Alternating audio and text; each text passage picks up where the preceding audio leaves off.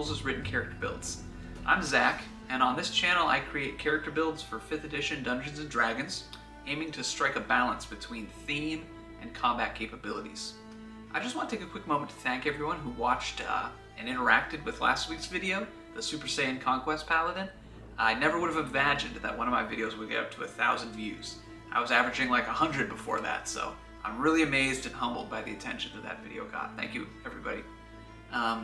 If any of y'all out there were only watching that video for the Dragon Ball Z aspect, then keep your eye on the channel, because down the line I'll be taking a few more stabs at the Super Saiyan theme, trying out different class combos to achieve that same aesthetic. Now, I know last week I promised a Death Knight build featuring the Ranger class for this week, but the further I got into that character, the more I realized that the Ranger just wasn't the right class for that build. And since I'm still trying to work my way through every class in alphabetical order, this week had to be a Ranger. So I'm going to save that Death Knight for a later upload. Now, with all that out of the way, let's get into this week's build. For some time, I've wanted to use a character who primarily uses a longsword. The longsword in Dungeons & Dragons is a bit awkward because, on its own, it's usually suboptimal when compared to other options that you could take with the character. If you're using a longsword with one hand, then you might as well add a shield to increase your armor class. If you're using it with two hands, then you should just use a greatsword for the higher damage.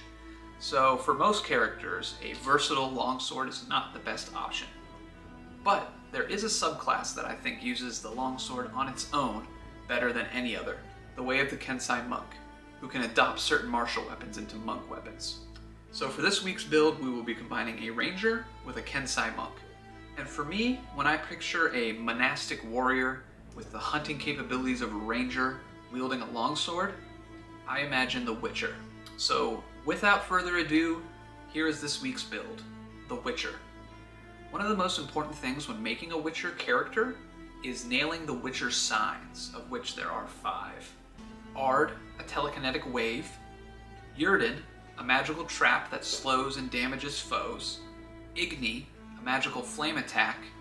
Quen, a protective energy shield. And Axii, a magical charm that turns enemies into allies. We are going to look to get those as soon as possible with our build here.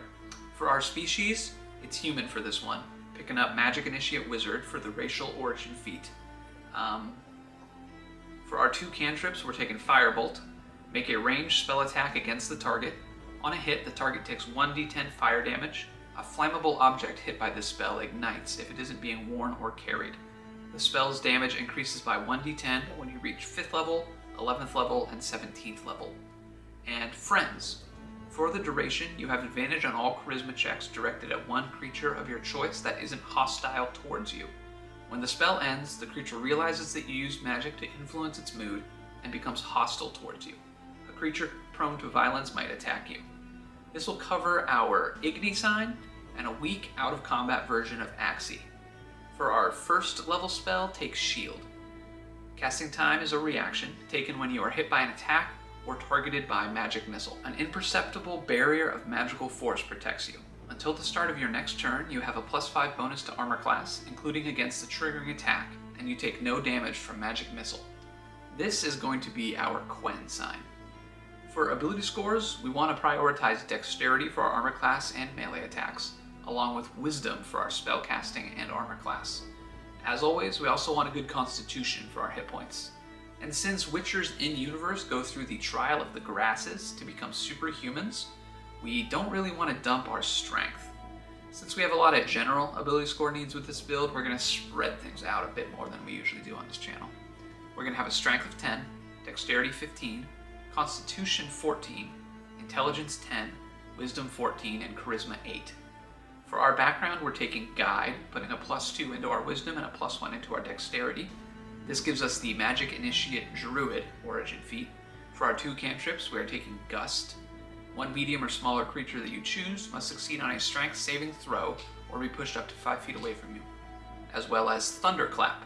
You create a burst of thunderous sound, which can be heard 100 feet away. Each creature other than you within 5 feet of you must make a Constitution saving throw. On a failed save, the creature takes 1d6 thunder damage. And this damage also goes up at 5th, 11th, and 17th level. These are both going to be our versions of Ard, the telekinetic attack. Gust is for when you actually want to move a creature, like if you want to push it off a cliff, break its grapple on an ally, something like that. And Thunderclap is for when you actually want to deal damage. And for our first level druid spell, take Charm Person. You attempt to charm a humanoid you can see within range. It must make a wisdom saving throw and does so with advantage if you or your companions are fighting it.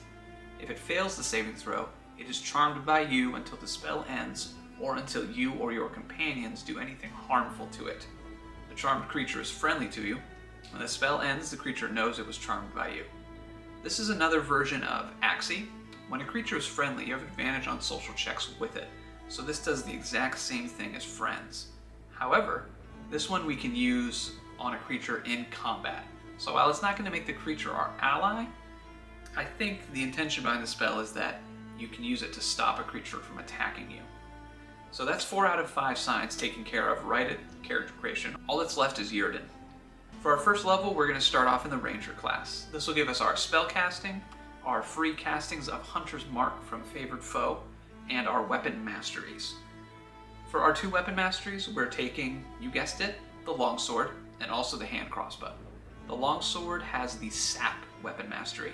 If you hit a creature with this weapon, that creature has disadvantage on its next attack roll before the start of your next turn. This is basically the only defensive mastery property. There's no saving throw with it, and it works on creatures of any type or size. Also, it doesn't require you to deal damage like some of the other masteries, which is pretty nice. So even if a creature is immune to physical damage, you can still apply that debuff. Also, that's on any attack roll, not just weapon attack rolls. So if you hit a creature with your longsword and they try and cast a spell afterwards, they will have disadvantage on the spell attack as well. Unfortunately, longswords aren't finesse weapons, and we're a dex build, so until we get our monk subclass, Way of the Kensai, we won't be able to use our longswords. However, you can swap your weapon masteries on long rests.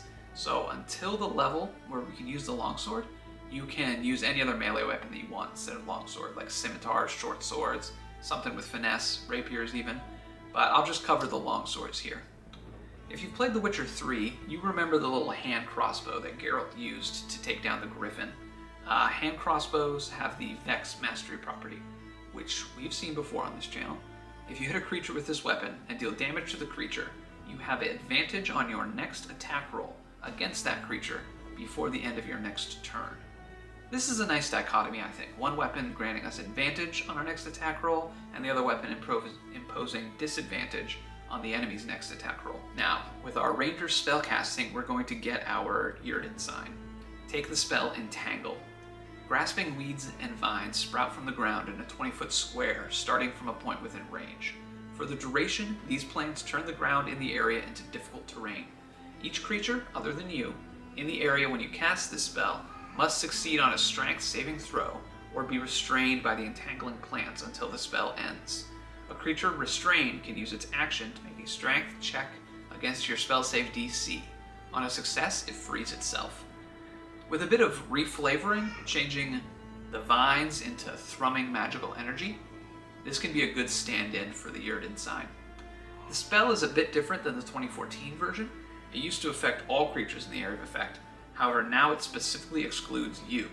So we can be within the AoE when we cast it, which is very nice. But it will still count as difficult terrain for us in regards to movement. And that's all of our Witcher signs. For Ard, we have Gust and Thunderclap. For Igni, we have Firebolt. I really would have liked to take Burning Hands for our first level wizard spell from the Magic Initiate feat, since in-game, Igni is more of a conal area of effect, but I think Shield is going to come in handy more often. So we'll take a bit of a flavor loss on this one.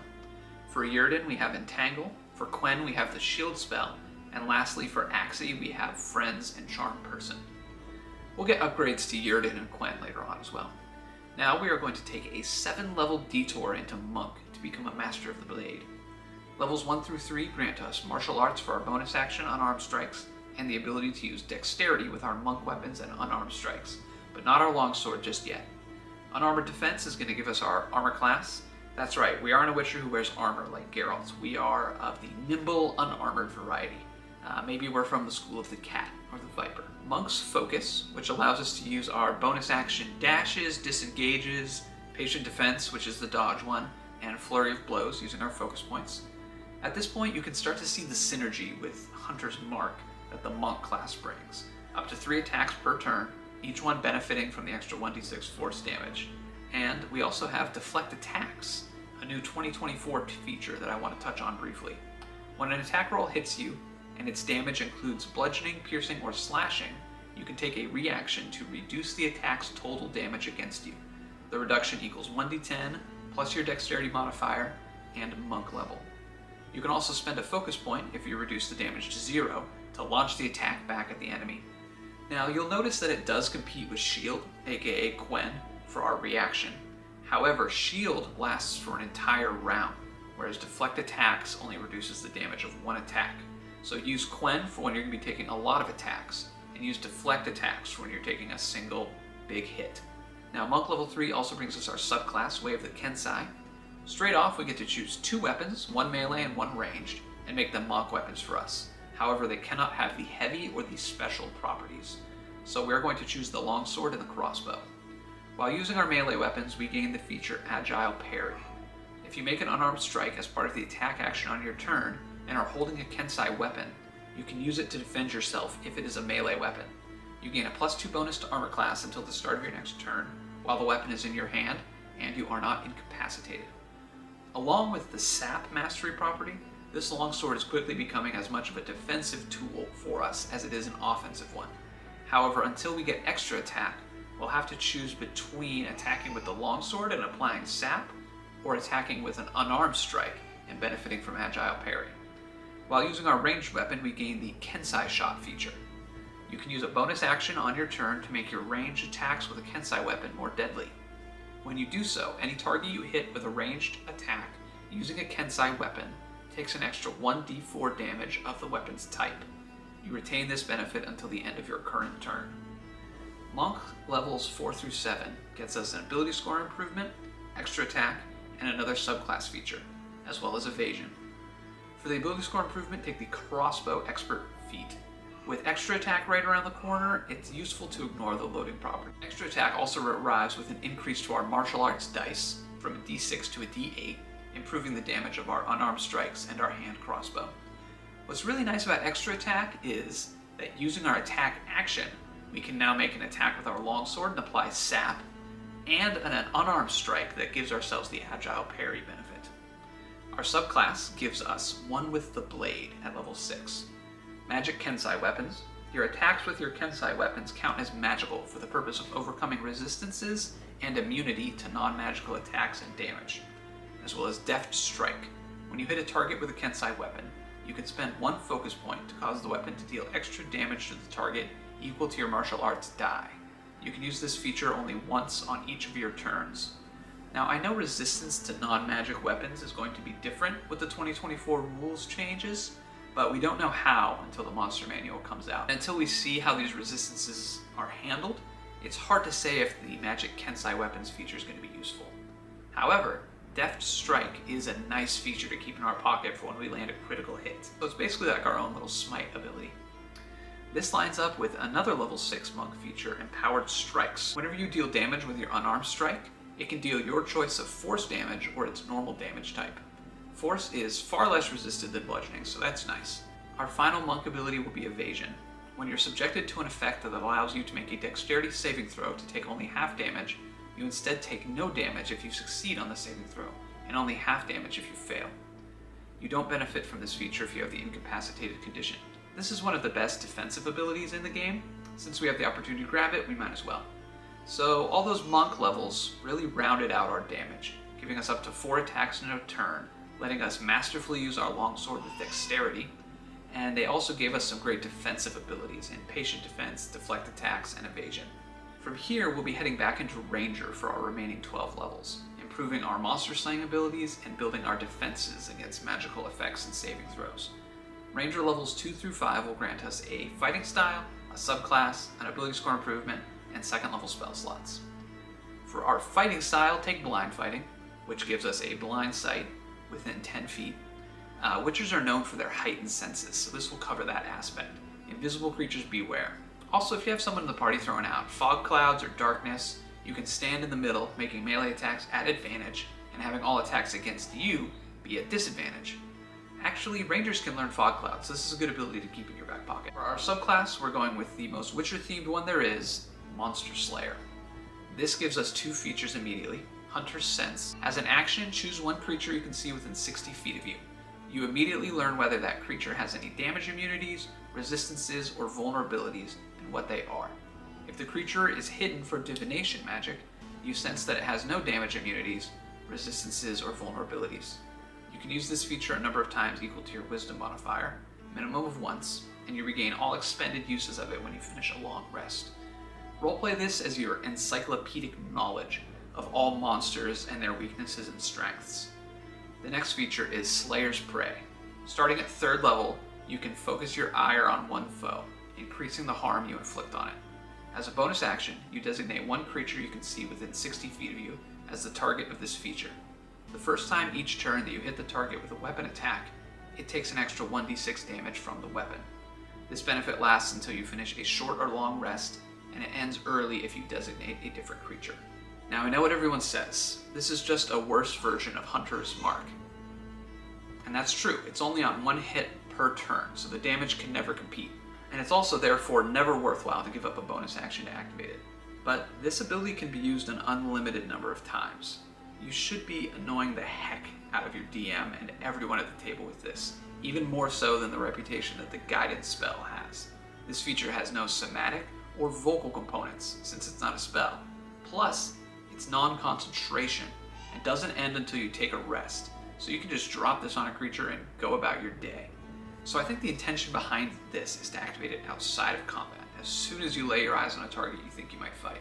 Especially at later levels, once this ability starts granting some defensive buffs as well. For instance, if a dragon flies overhead, hit him with Slayer's Prey, and then follow them to their lair. If the big bad is monologuing, hit him with Slayer's Prey. Is there a shady NPC trying to persuade the party of something? Hit him with Slayer's Prey, just in case a fight breaks out. Make it a roleplay thing, like your character's signature move. Your eyes narrow, focusing on the creature before you. Or your eyes darken as your thoughts turn to violence. If you play this right, you should never have to activate this ability in combat. And since it doesn't have a vocal or a somatic component, like I said, you won't really have your DM being like, oh, somebody noticed you, use that ability, or, oh, if you do that, then it's gonna, turn the situation towards violence or anything like that. You can activate this without anybody knowing. Now, in that same scenario, you could also use an action to activate Hunter's Sense and a bonus action to activate Slayer's Prey, neither of which anybody should be able to tell that you've used. Now, for our Ranger level 4 ability score improvement, we're going to take the Mage Slayer feat, increasing our dexterity to 18. When you damage a creature that is concentrating, it has disadvantage on the saving throw it makes to maintain concentration, and Guarded Mind. If you fail an Intelligence, a Wisdom, or a Charisma saving throw, you can cause yourself to succeed instead. Once you use this benefit, you can't use it again until you finish a short or long rest. Our subclass is later going to give us extra ways to protect ourselves against saving throws and foil magic casters, so I thought that this feat played well into that aesthetic. Plus, Guarded Mind is basically legendary resistance, but on a player character, so that's cool. At level 5, we'll get our 2nd level spell slots, and we can take the Spike Growth spell as an upgraded, damaging version of Yrden. Ranger levels 6 through 10 will grant us 2 defensive features and an ability score improvement. At Ranger level 7, our subclass gives us the Supernatural Defense feature. You gain extra resilience against your prey's assaults on your mind and body, whenever the target of your Slayer's Prey forces you to make a saving throw, and whenever you make an ability check to escape that target's grapple, add 1d6 to your roll. An extra 1d6 is nice on saving throws, and keep in mind that this will also affect your concentration checks for keeping your spells up. This only works against the target of your Slayer's Prey feature, further incentivizing us to use that feature. So if you're up against an enemy that's forcing a lot of saving throws on the party, like a caster, make sure to throw that Slayer's Prey on him. For our level 8 ability score improvement, increase your dexterity to 20 for the +5 modifier. Ranger level 10 grants us the Tireless feature. Temporary hit points. As a magic action, you can give yourself temporary hit points equal to 1d8 plus your Wisdom modifier. You can use this action a number of times equal to your Wisdom modifier, and you regain all expended uses when you finish a long rest. Decrease exhaustion. When you finish a short rest, your exhaustion level, if any, decreases by 1. I see the temp HP as an upgrade to our Kensai, giving us a long-term bubble of protection. They don't expire, so use it as soon as you wake up, and again after any fight that depletes them. When you combine this with deflect attacks to decrease the damage we take from an attack, we can really stretch those temporary hit points even further than normal. And decreased exhaustion is a little Geralt-style meditation, and since our focus points and our legendary resistance also recharge on short rest, short rests are particularly valuable for us. Finally, our last few levels, Ranger levels 11 through 13, brings us a subclass feature, another ability score improvement, and our build's capstone, Relentless Hunter. So, Magic User's Nemesis is our next subclass feature at Ranger level 11. You gain the ability to thwart someone else's magic. When you see a creature casting a spell or teleporting within 60 feet of you, you can use your reaction to try to magically foil it. The creature must succeed on a Wisdom saving throw against your spell save DC, or its spell or teleport fails and is wasted. Once you use this feature, you can't use it again until you finish a short or long rest. With the changes to the counter spell in 2024, allowing the caster to keep their spell slot after they get countered, this ability is now unique in that it not only foils the casting, but also drains the target's resources. Ranger level 12 brings us our last ability score improvement. You should use it to increase your wisdom to 18. Our last feature comes at Ranger level 13, character level 20, Relentless Hunter. Taking damage can't break your concentration on Hunter's Mark. I was torn between taking this level or going into level 8 Monk and getting another ability score improvement to bring our wisdom up to 20, but considering that Hunter's Mark is a big part of our damage, I thought it was better to just solidify it for ourselves. But if you disagree, feel free to go into Monk for that final level, or even take that ability score way back while you were still level 8, Monk level 7, and grab another ability score improvement.